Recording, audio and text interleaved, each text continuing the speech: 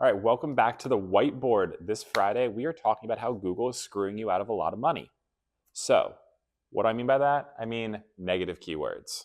For most of you, you know positive keywords. You generally have a good idea about how match types work, and a lot of you have already said you've moved over to exact match queries and in an attempt to limit wasted spend. The problem that I see across so many accounts is that most people don't recognize that positive keywords and negative keywords use different match types, and they exclude different terms as a result. So today we're going to go over what negative keyword match types are, how they can impact what queries your ads show for, and how if you have the wrong match types, it could be costing your account $10,000, $20,000, even $100,000 in non-relevant or wasted spend every single year. So let's get into it. First, match types. We know how they generally work for positive keywords, but for negative keywords, match types revert back to the old pre-2017 2017 changes, which means exact match negative keywords will prevent your ads from showing as long as the query exactly matches what is excluded with nothing on either side, right? The whole query equals the whole negative keyword, no ads show. Anything that deviates from that, your ads can still show.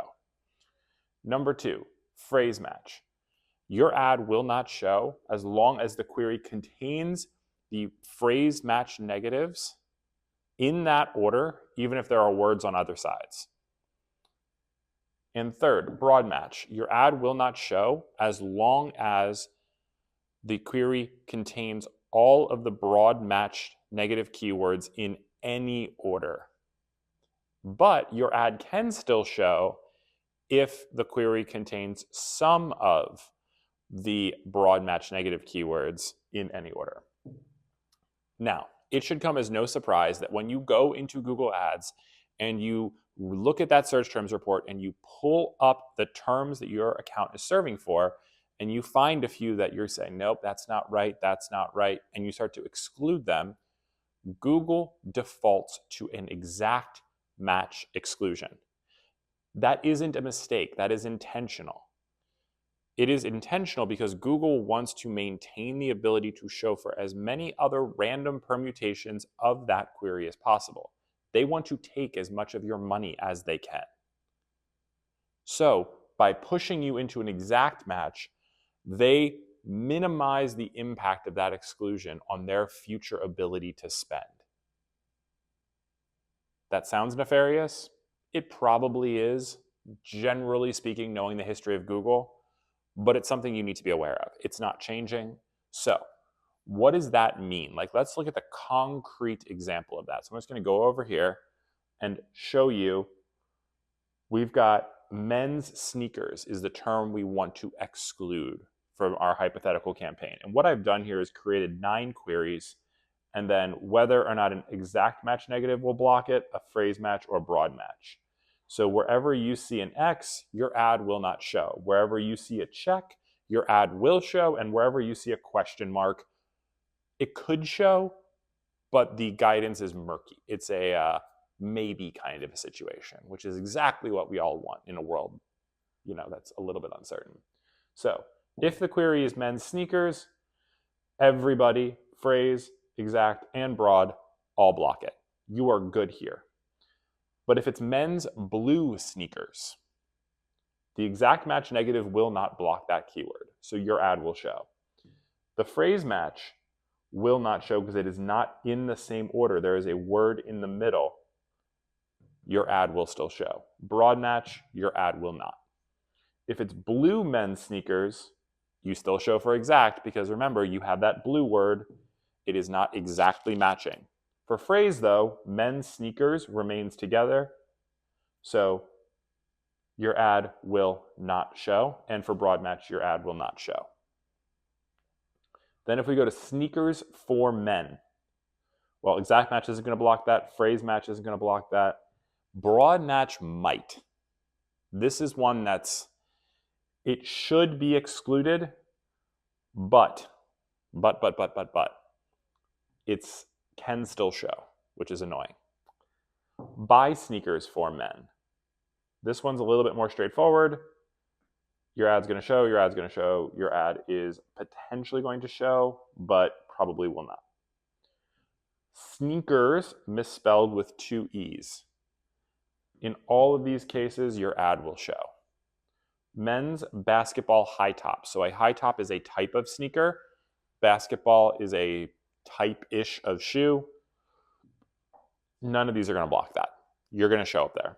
Size 13 men's Nikes. We know that size 13 plus Nike equals a shoe. Any marketer knows that. Google does not, or they don't care. So your ads will show. And male sneakers. Your ad's going to show for exact and phrase, but for broad, it is a maybe. And that maybe really does hinge on whether or not male and men are considered sufficiently similar. But what you can see here is an exact match of men's sneakers does virtually nothing for the vast majority of the way your audience is going to be looking for your product, or potentially could be looking for a similar product. A broad match negative gets you the most mileage. So when you start to think about this, you might be really tempted to say, well, do I just have to exclude every possible exact match query? The answer is that's what Google wants you to do, and they want you to give up doing it. And they also put some limits on how many you can do. So, number one, if you want to get control of your account and you want to make negative keywords work better for your account, start with this understanding. Google is not your friend. They are not your buddy. They are not here to help you. In fact, Google now, as part of auto-applied recommendations and your account score or your optimization score, will ask you to remove conflicting negative keywords. Well, Google, you just showed me over here that these are all terms that I really shouldn't be showing for if I don't want to show for men's sneakers, and you're still showing. So what's going on here? The answer is Google is trying to get back as much optionality as they can, and they're trying to make sure your ads show as often as they can, because that makes them more money. So Google is not your friend. Google is actively working against your ability to limit its freedom. Just accept that. Your reps will call you and tell you to do it. The alerts will show up and tell you to remove negative keywords. They'll tell you your keywords were blocked. Put all that away and recognize that Google is not here to help you. They are here to spend as much of your money as they can. So our job is to keep the machines in check. That is one way. Negative keywords are one way we do that. Number two, there is a constraint. You get 10,000 negative keywords per campaign and per negative keyword list. That sounds like a lot right up until you start adding, just here, 9 exact match negative keywords. Well, and then if you start looking here, well, what about size 8, size 9, size 10, size 11, size 14, size 15, size 16? Well, that's 7 more just for here. And then there's Nike, Adidas, Puma, right? All of a sudden, you can see how exact match negatives will quickly balloon into massive numbers. So what we need to do is to export your search terms and your negative keywords, right? And generate engrams. The best way to manage your negative keywords is to generate your engrams. Find the commonalities that you can then group maybe 20 or 50 or 100 or 200 queries as a single or a set of broad match. That reduces the number of queries that you now have to exclude with phrase and with exact.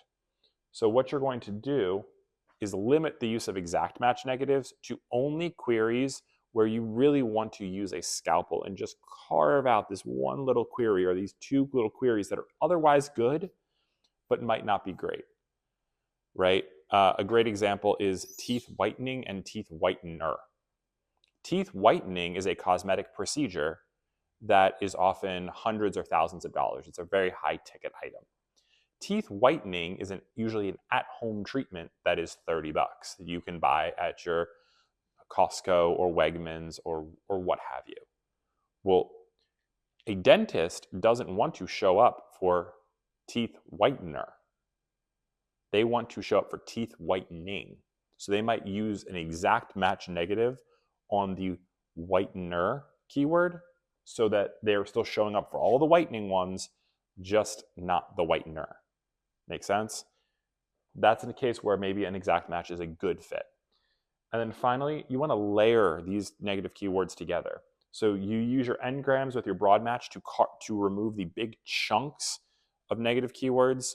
You use the phrase match negatives to bulk out some of these other maybe more robust niches. And then you use the exact to sculpt and cut out just the terms that aren't perfectly relevant or show that maybe somebody isn't exactly the right person.